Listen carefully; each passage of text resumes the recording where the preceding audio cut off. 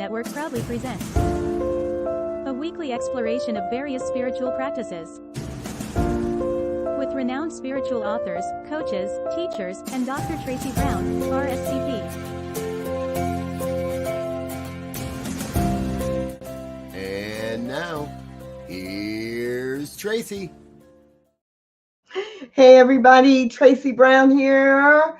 Are you ready to dive into poetry, prayer, and practice? Every week, Tuesdays to be exact, at 12 noon Mountain Time, we get that opportunity to dive in and explore. Is poetry a spiritual practice? Or is reading poetry an entryway, a gateway into deeper spiritual practice? How about prayer? Is prayer something we can use as our steering wheel instead of our spare tire? And what other spiritual practices are really effective for us? That's what this show is all about. And what I hope to do is give you ideas of ways you can embody the spiritual principles that you believe in, and give you some ideas of ways to spice up your spiritual practice if you're getting bored with it or if it doesn't seem to be working. And often I am able to bring in a guest who can help me not only give you information, but also inspire you to try something new. And if you've been following along this month, you know that we've already heard from some pretty amazing folks, and the conversation with the Reverend Dr. Michael McMorrow and with Kay Suzanne Massey, practitioner emeritus, have been fabulous. And they were just the setup for another really great conversation today with Reverend Laura Hallett. If this is your first time with me and with us on the show, I want to encourage you to drop in the comments or chat your name and where you're watching from, because we always like to know that. And feel free to comment or add questions as we go through the show today.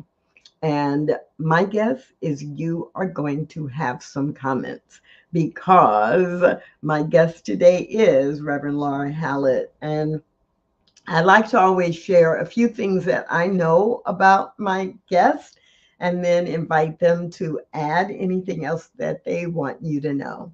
So one thing I know about Reverend Laura Hallett is that she is the spiritual leader and senior minister for a CSL, a Center for Spiritual Living Church in Las Vegas, a spiritual living center in Las Vegas. And I use both sometimes, because sometimes when we just say CSL, which is Centers for Spiritual Living, people are like, are you a church or not?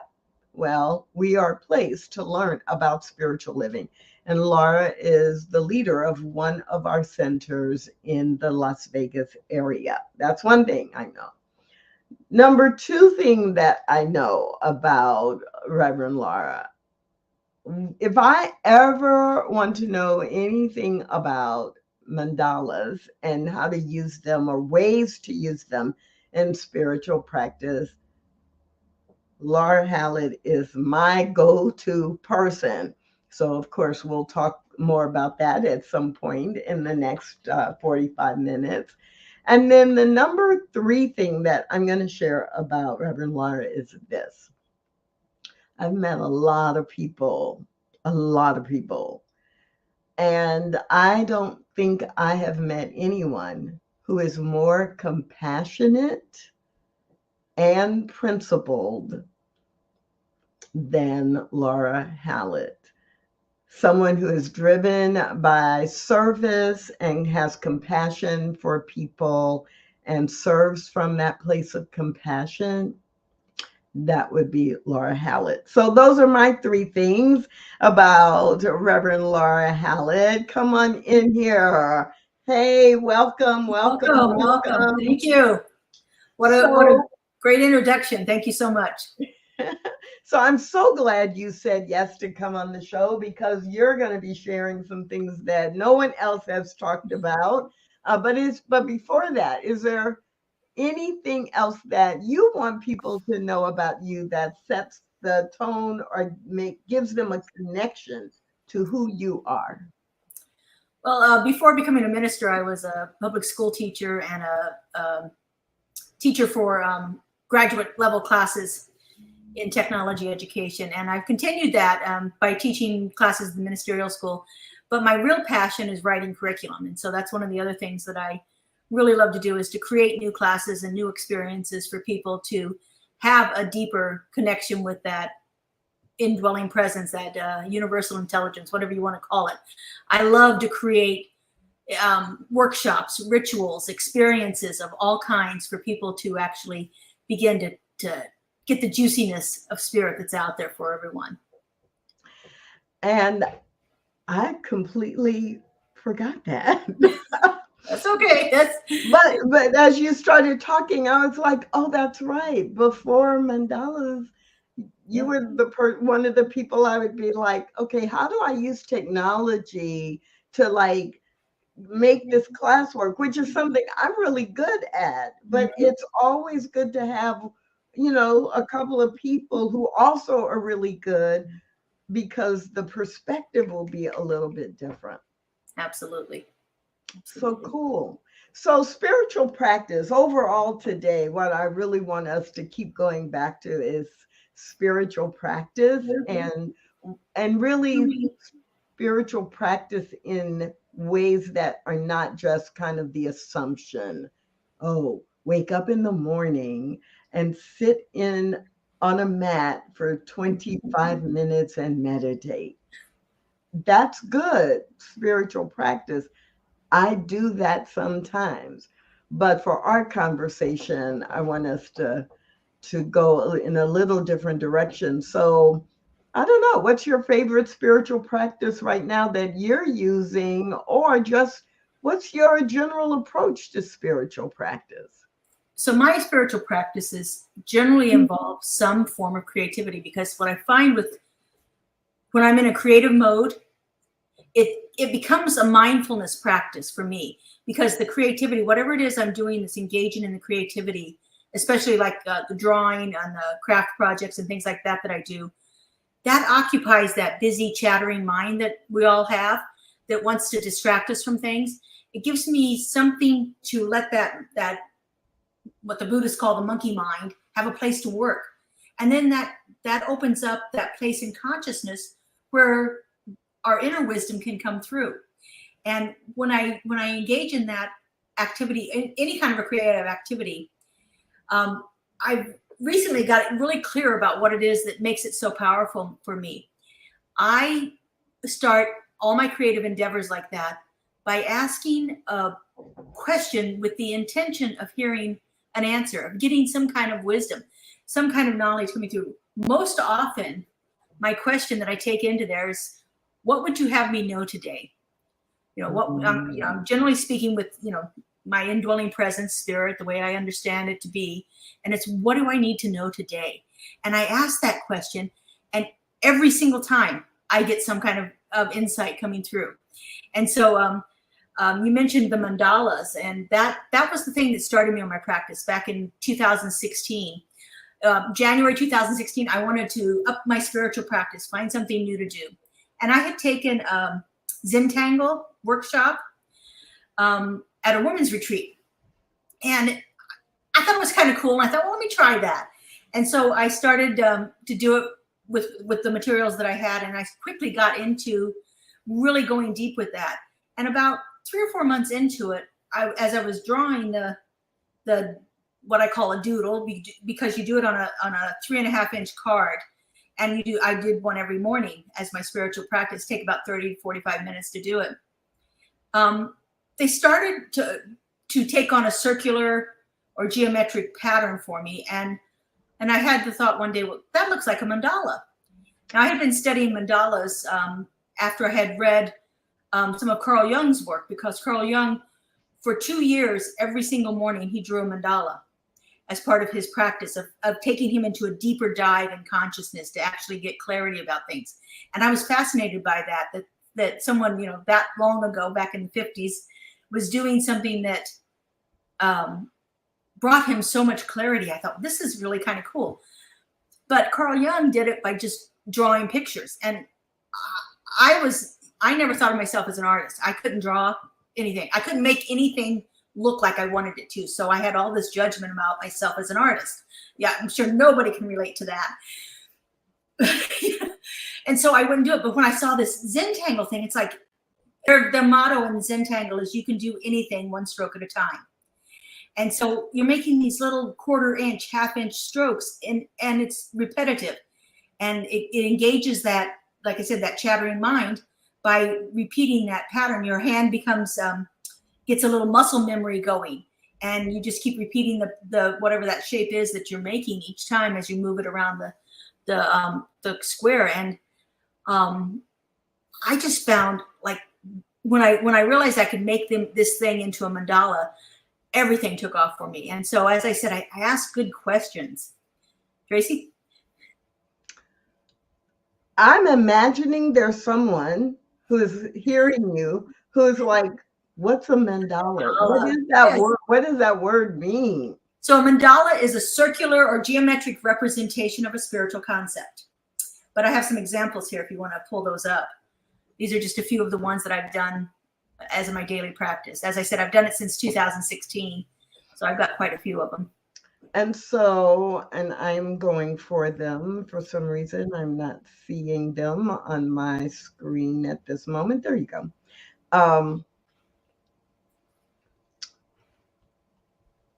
I am wondering if you can see them now. There they are. Yeah.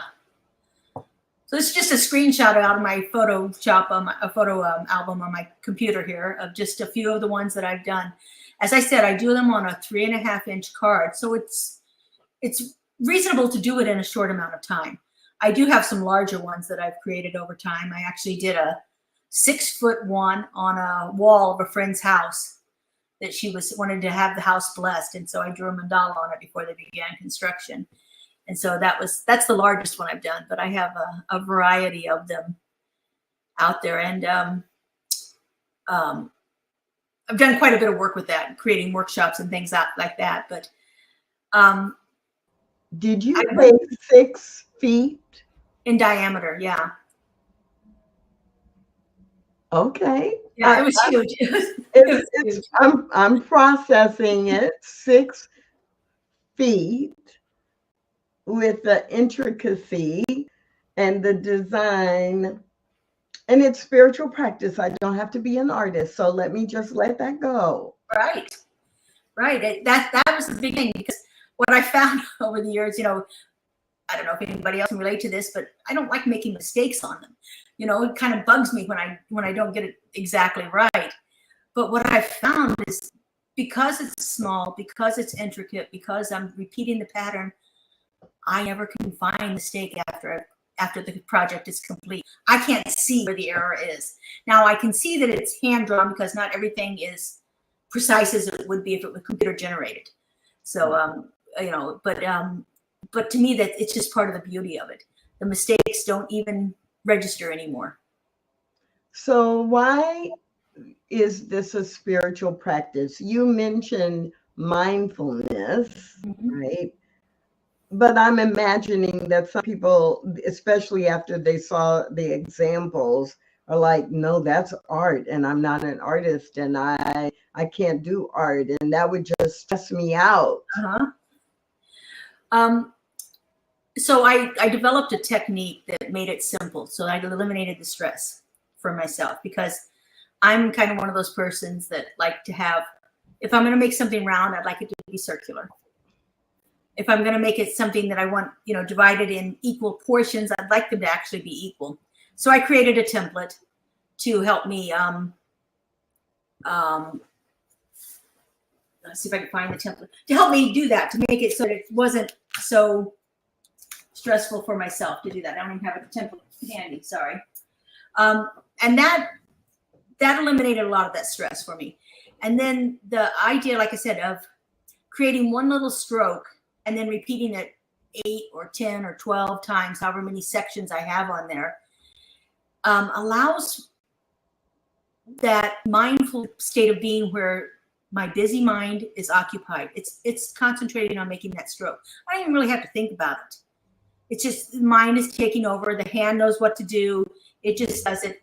And what I found is that then, again, that there's a space that opens up inside of me where I can get divine insight. And so let me give you a couple of examples of that.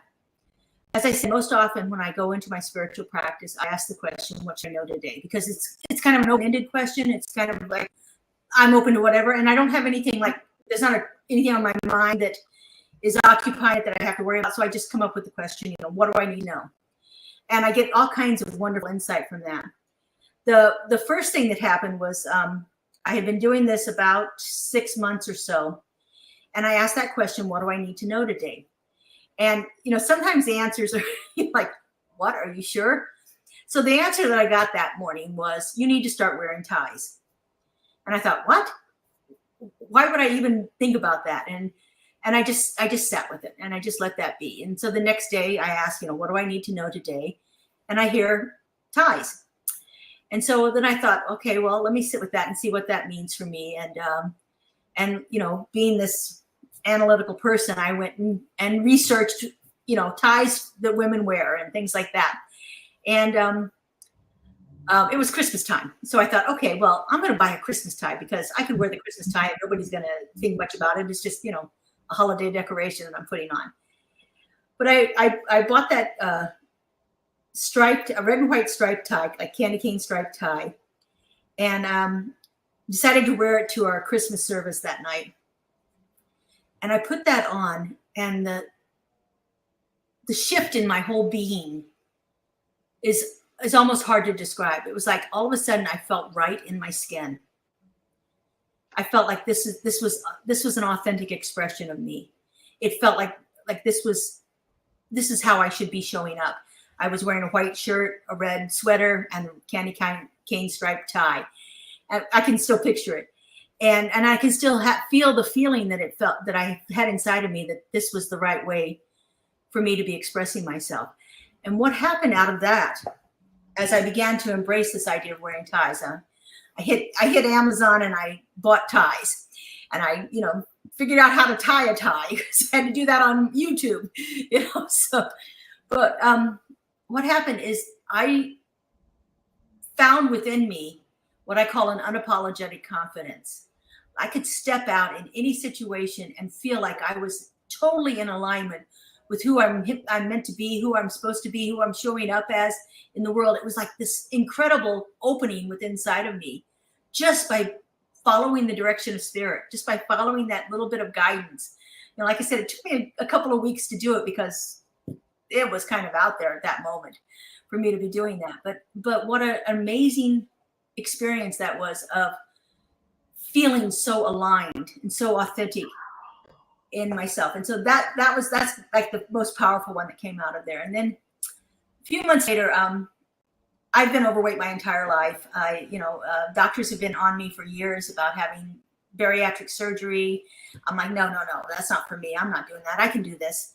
I can lose this weight, and 50 years of experience of not doing it was showing me that, there's something had to give there. So one morning I failed at my, 27th diet of the year or whatever. And so I asked the question, what is my resistance to having surgery?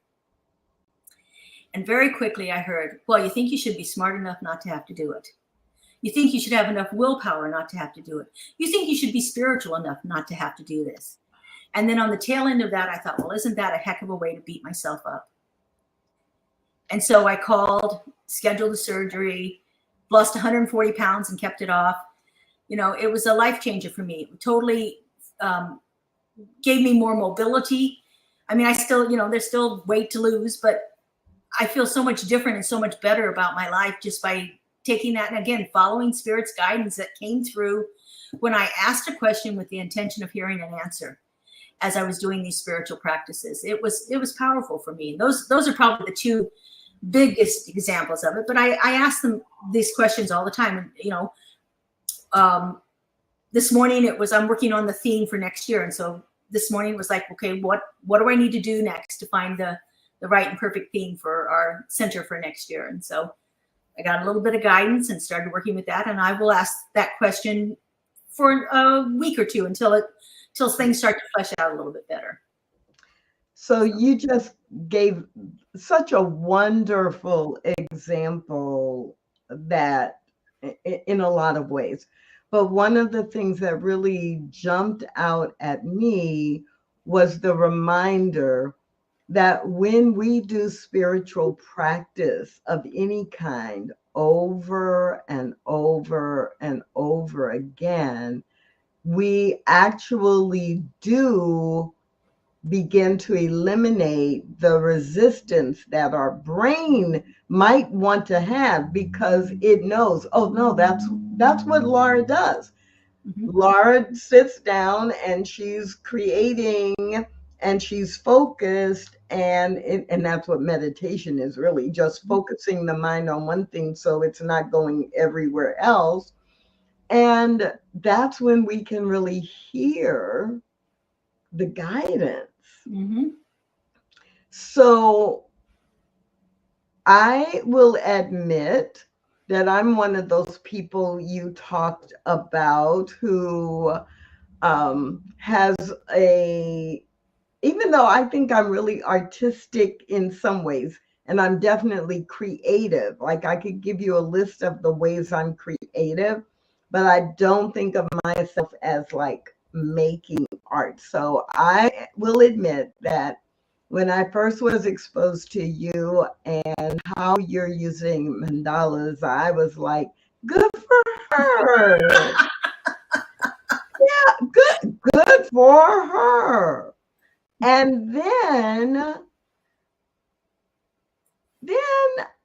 I had to challenge, no, I didn't have to. I had the opportunity to challenge myself when I realized I don't have to create mandalas. I can color your mandalas. Yes. And so, well, tell us a little bit about, I'm using this just really to show you all the image. Let's click the image, make it larger. Like, oh, there's a journal and it's a different mandala, you know, for every day with some affirmations. Oh, I could use that for my spiritual practice. So how did that come about, the idea of letting other people use the mandala that's already created and still have spiritual practice from it?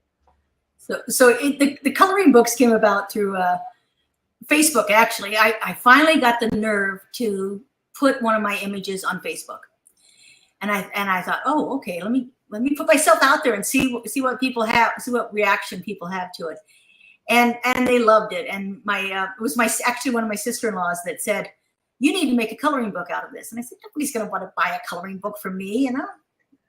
So I just sat with it, and as I gathered up, you know, kept doing the practice and having more and more mandalas and stuff like that, I started doing the research, and it's self-published through Amazon, through their Kindle publishing department on their Amazon site. But yeah, I decided I wanted to put an affirmation with it because I find affirmations, again, such a powerful tool that we can use. I also put a lined page in between each mandala so people could journal about it, because again, I ask the questions and then I listen for the answers, and I write that down too when it comes. Oftentimes I write my insight on the back of my card, the mandala card that I'm working with that day, so that I kind of keep it right there with that mandala. But if you're coloring with that, again, that act of engaging our hand gets that chattering mind occupied. And so just as it is with me drawing them, coloring them can do the same thing. There's, there are thousands of books out there on coloring as a spiritual practice, because it is. I remember when I was early in my teaching career, back before we had color copiers, if I wanted something colored in my classroom, I actually had to sit and color it. So, old school here. But I remember sitting there in my home one night, coloring my, 25th image of the, whatever it was I wanted the students to have colored copies of, and thinking, wow, this must be why they put this in psychiatric wards and stuff like that, because it really calms my mind down. And I thought, oh, okay. That was long before I knew anything about meditation, but it's true. It is a very much of a deep practice. And again, it's that mindfulness. It's, mindfulness is about being fully present and fully aware in the moment, and then finding that space for other insights to come through. And so, it's, being fully present without reacting to what's happening in the moment is the key thing for mindfulness. So when I was judging my ability as an artist, I wasn't in a mindful state. I was totally in my head. Nothing's going to come through at that moment. It was when I had to set that aside. And when I set it aside was the day I had to write the bio for my coloring book. And I had to put on there, Laura Hallett is an artist. And it was like, oh, can I claim that? Yeah, it was really quite shocking. And so, that was a really good insight for me to realize how important that was for me to actually claim it. Spirit is an artist. We would not question that. The Right. wisdom and the creativity of spirit showing up in infinite number of ways and forms, not just human beings, but mountains and the sun and the squirrel in my yard, and infinite number of forms, and it's all art. And if that is true about spirit, and spirit has created you, then you are an artist. Now, Yes. I can still say that with conviction about you. And actually, I can say it with almost 100% conviction about me, like almost 100%. It's just in how you define the word artist. Mhm. So I would never do visual artist, although I will say that having stopped, slowed down, breathe, and coloring in some of the mandalas created by Laura Hallett, when I'm done, I feel like I am an artist too. So Good. So Yeah. that comes through, because as you so beautifully described, the being mindful just releases the judgment. It stops the story that our brain wants us to believe about ourselves. Yeah, and I find that when I feel like I've got some kind of judgment going on around what I'm doing, that's a really good indicator for me to actually stop and clear that away, do whatever I need to do to clear that away, because that I'm not in any kind of space where I'm going to have the benefit of the spiritual practice if I'm in a state of judgment in my head, or if I'm feeling shame because I went over the line on a certain spot, or any of that kind of stuff. But, all the things that we do to ourselves. But when I can get in that space, it's like, I said this one day in a workshop, somebody said, oh, I made a mistake. And I said, no, a mistake is just an opportunity to create something new. And so that's what we do. That's when I make something that doesn't look exactly like I thought it was going to look when I was doing it, I just create something new, a different shape with it, make it purposeful, instead of a mistake that I have to then feel like I've done something wrong here, or I am wrong, or whatever it goes on in my brain at the time. It's a mistake, so I have to tear it up and No. throw it away. Well, it's funny because I do the mandalas in black and white. Yeah. I use a white card, black Pigma pen. And so I went out and bought white gel pens so I could cover up mistakes. And I used to have those available at the workshops. And I'm like, I stopped doing that. This is no. This is not what we're doing here. That is not what this is about.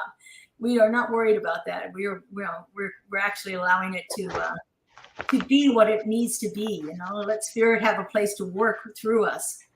There are some days it's really great that I just happen to have my Science of Mind textbook within arm's reach because on page 290, All right. paragraph 2,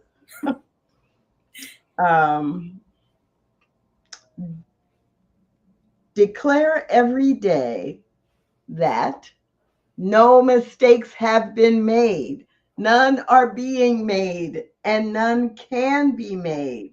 Declare there is one supreme intelligence which governs, guides, and guards, tells me what to do, when to act, and how to do that, and how to act.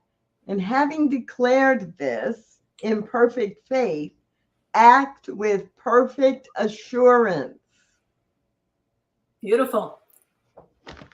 Now, clearly, I have had to remind myself of that in more situations than just can I use a mandala as a spiritual practice for me to know exactly where it is in the textbook. Right. And that section is titled Perfect Action, No Mistakes. And that's what I hear you reminding us about that. Okay, so in your head, in your brain, you were thinking, oh, well, let me just curve this here. And then as soon as it's on paper, it's like, oh, that doesn't look good. But if it's not a mistake, what can I make? Can I repeat that curve? Can I repeat that curve? And oh, by the time I repeat that curve all the way around, I'm like, oh my goodness, I didn't imagine, I didn't see that because what I was seeing was everything from the past. Now I have a new way to look at this and I can put some angles in here. Right. And so it's always the fodder for the next thing. Absolutely. Instead of allowing it to take us over and based on our past experiences and past, judgments and past everything, the way people have responded to us and so forth, we have a tendency to allow that to take us over. But this allows us to actually grow into something else. And it gets us out of that place of being so darn hard on ourselves that we can be so many times in our lives where we're wallowing in the shame and the judgment and that need for perfectionism. I love the work of Brene Brown, and that's one of the things that she says is perfectionism is just shame in disguise. The fact that we need to be perfect is because we're so afraid of feeling ashamed about what we've done. And so we won't call ourselves an artist. We won't even engage in art. I mean, I never tried to draw because I couldn't draw until I started. And you were clear and you knew that. I knew that. I mean, I always considered myself crafty. I could do all kinds of crafts, but I didn't do art. I didn't. It's so hilarious what stories we allow our brain to tell us to drive our lives, right? Yep, right. So mandalas, absolutely appropriate for us to spend a big chunk of time on that. But it's not the only spiritual practice that has a big influence on your life. At least that's the story I'm making up. That's true. Right now, as you said, I'm the leader of centers here in Las Vegas, and so we have monthly themes and a weekly talk, and actually I wind up having to speak 3 times a week on the same topic. And what I've found for my spiritual practice with that is, study is one of our spiritual practices here that we really honor. Your beautiful examples of how much you've studied the Science of Mind textbook. And so for me, creating these 3 different ways to talk about the very same thing each week has been a wonderful spiritual practice for me. It's really taking me deeper, and I've done so much research and have been exposed to so many points of view that are all about the same topic to try to get this working out. And then I wind up doing these 3 talks in 3 different ways. And so I've created this, the Sunday morning talks are live at our temporary location right now. My Wednesday evening, we call it the Wednesday evening experience. And it's all about a spiritual practice that helps support what we're talking about that week. And then I just started doing this year this small video segment, usually 5 to 10 minutes on Thursday mornings, called Keeping It Real. And it's actual, practical, real life ways that we can bring this ideas, these high principles and things that we talk about into our lives. And I've had so much fun and gone so deep with some of these topics. And again, that whole spiritual practice of allowing myself to be fully present in the moment and experiencing everything that's around there for it, through the study, through the prayer work that I do prior to doing any of my talks or recordings. I've got my own spiritual prayer work that I do to prepare me, to put me in that spiritual place, that place where the sacred is available. And so all of that incorporated, again, it's another way of being creative and so forth. And then, so much of what I do, I don't know, I honestly feel like most of my day I'm spent in spiritual practice. That's just like my day starts off feeding my new puppy and fixing myself a cup of coffee. And then we come and sit in the chair and I grab my book and she curls up on my corner of my shoulder and she takes her morning nap while I read.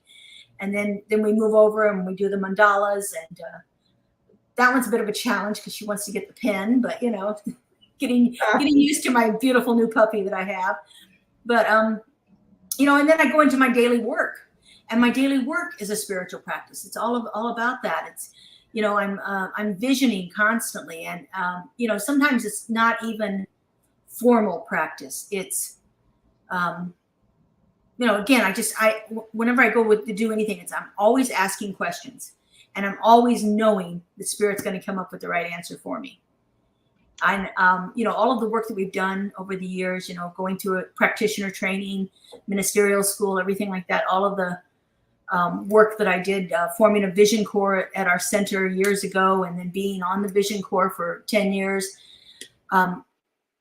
has gotten me to the point where I can quickly distinguish what is my egoic mind trying to keep me playing safe and what is Spirit coming through. Just like the answers come through and they're very quick. And when I hear the thing, I can quickly discern it.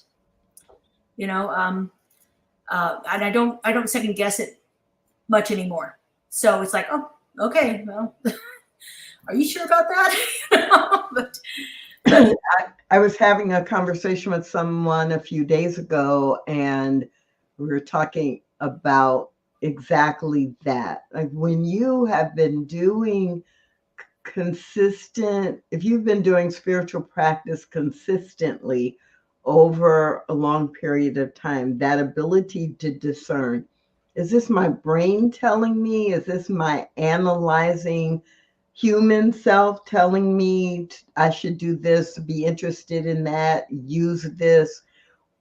Or is it really coming from within, from the eternal, infinite message and messenger? And yeah, you get to the point where over a period of time, mm-hmm. And you often, at least for me, I should say, I often can't exactly explain it, but I know it. Yeah. And because I've trained myself to recognize it and let it guide me with as little resistance as possible, then it's almost like I've welcomed it to know I am paying attention. I am paying attention. When we don't have to fight about it. You don't have to convince me. Just be clear. And I may not be clear, but I'll be clear that it's that message. It's a core message. Yeah. And the more time we spend in spiritual practice, the more readily we have those moments of connection. And I feel like once I've had a few of those, then I quickly recognize when they come around again. Yes. And like you said, it's a knowing that you can never unknow. You can pretend like it's not that, but deep in your soul that that's the truth. I had one of those moments when my my older brother was dying, and I was totally out of it, and I couldn't function, so I just went and sat in meditation, and I just within a few moments heard very clearly there's no pain, there's no suffering, there's only peace. And it was so profound and so deep that it was like it totally shifted my entire perspective on what life is, on what death is, on what this transition that we go through is, and what's available to us afterwards, after this existence that we're here right now. Because I had that experience of the divine right there in that moment. I had that God moment at that time. And so once you have a couple of those, it's like, oh, sometimes we call them like the 2x4 moment, where you really feel like you've been struck with something hard and heavy, and it's so powerful and so intense and there's just no way of ever going back from that. Your life is changed from that point forward. And that's what spiritual practice for me can do. It really, really gives me that place where I can have those experiences. And again, my life is quite different than it was before I started all of this. Yes, yes. Well, and you reminded me when you said that what you recognize is that you're in spiritual practice like all day, throughout the day. And it may seem like it's casual, but it's constant. Mm-hmm. So people who have been following the show for a while have heard me tell the story more than once, or share the insight I had when Reverend Lee Wallach made a comment about tithing your waking hours in spiritual practice.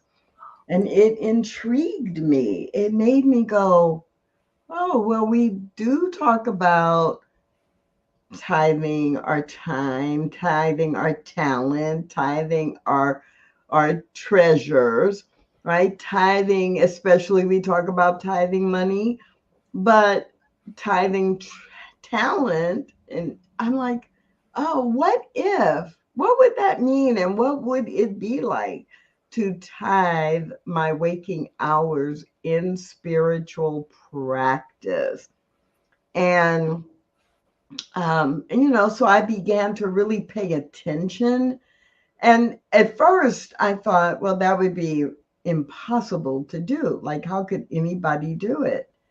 But then when, in a theoretical setting, 24 hours in a day, if you sleep 8, you're up, you're up 16, and in 16 hours, a 10% is not quite 2 hours. It's an hour plus. It's more than an hour and a half, but it's not 2 hours. And I was like, oh, how hard could that be?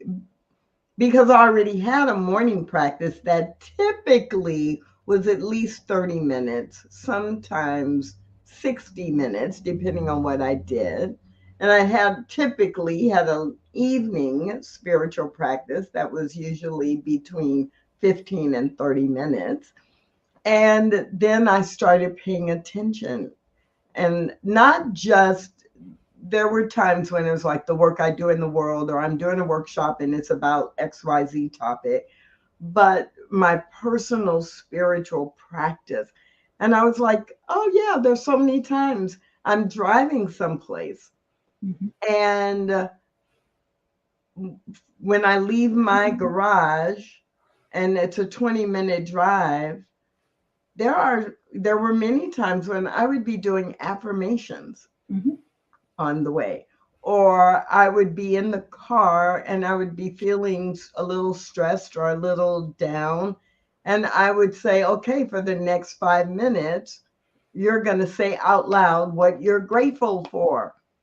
And so I began to notice I was doing a lot of things throughout the day that really were spiritual practice. And so now it's like, a day with less than 3 hours of spiritual practice that I'm consciously aware of is rare. Mm-hmm. It's just very rare. If I'm in a waiting room, like at a doctor's office, or I'm waiting if I'm waiting for a meeting with a client, I'm often thinking about what do I need to cover in that meeting, unless it's stressful. And then I find myself doing affirmations to prepare. This is a great meeting. This client loves working with me. I love working with this client.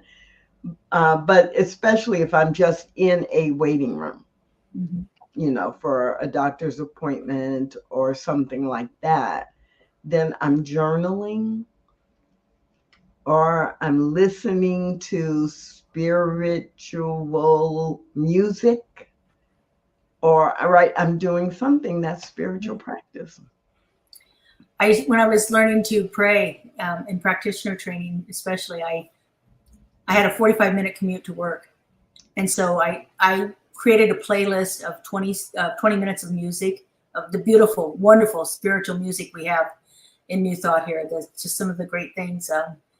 And I would listen to that, which kind of prepped me. And then I did my treatment on every day on, so I was doing it on finances, relationships, and health. And so I did my spiritual mind treatment out loud in the car, driving to work every single day. And if I had a challenge coming up, like you said, at work that next day, I included that in there, and always included the phrase, God is the mind of every person in the room, so that it was like, oh, okay, this is just God meeting God here. That's all it's going to be here in this moment. I love that. God is every person in the room. And God is every word that has been spoken or thought in these last 45 minutes. And I'm sure God has a lot more to say about spiritual practice, but our time is just about up. Right. Well, it's been wonderful. Thank you. Is there one final thing that comes to mind if you take a deep breath that you want to be sure to affirm or remind people of? Yeah, don't let yourself get stuck in a practice. Find a way to creatively change it and make it work for you in that moment, because we are constantly in a state of evolution. Therefore, our practices have to evolve along with us. So, find the different ways to do that. Reach out, find a book, find a practitioner, go listen to somebody on YouTube, whatever. Find a different way to do the spiritual practices. Nothing says you have to do the same thing every single day, but find some way of connecting with spirit. I love that. I think that's really important, especially in this day and age where we have so many technology-based resources that didn't exist, 15 years ago or 25 years ago, or even 5 years ago for some things, where we can do our own spiritual practices makeover. And so thank you so much, Reverend Laura, for coming on the show today. I really, really have enjoyed this conversation. Thank you. My pleasure. Thank you.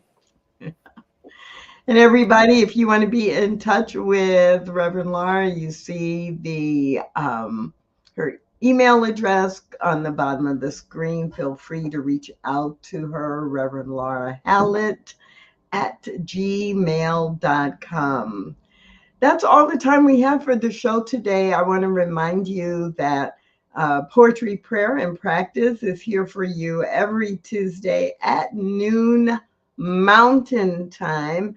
And if you're not able to watch live at noon Mountain Time, definitely come back to the Facebook page for New Thought Media Network, or come back to the YouTube channel for New Thought Media Network, because the recordings of the show are available to you 24/7, 365. My name is Tracy Brown, and I hope that I will see you again really, really soon next Tuesday. My guest will be Reverend Marie Kirkland, and then we have an amazing lineup, another amazing lineup coming in the month of October. So thanks for being with us here on the New Thought Media Network, and I will see you again real soon. Thanks for watching. Join us again next week. Or watch on demand at www.ntmedia.org or youtube.com/New Thought Media Network. New Thought Media Network, positively inspiring. Learn more at www.ntmedia.org.